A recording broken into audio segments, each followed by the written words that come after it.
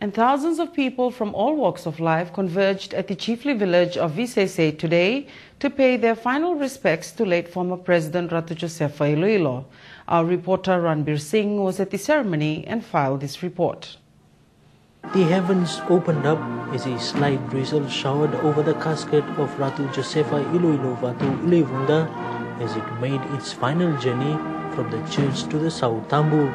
The women of Vuda sat on the ground quietly with their hands clasped and head bowed as the body of their paramount chief was carried by members of the RFMF.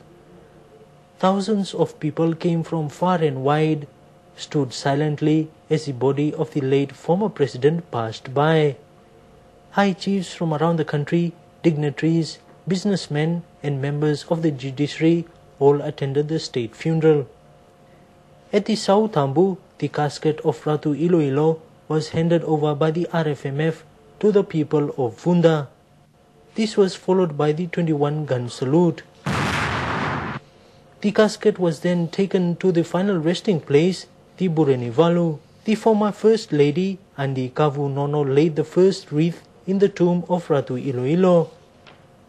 President Ratu Ipeline Latikau, Government Minister Chonetani Dokanasinga, and Prime Minister Vorenge Bainimarama followed.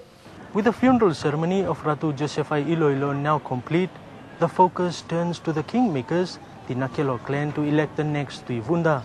And the name of the successor of Ratu Josefa Iloilo will be named and blessed here at the Chone Weisele Church.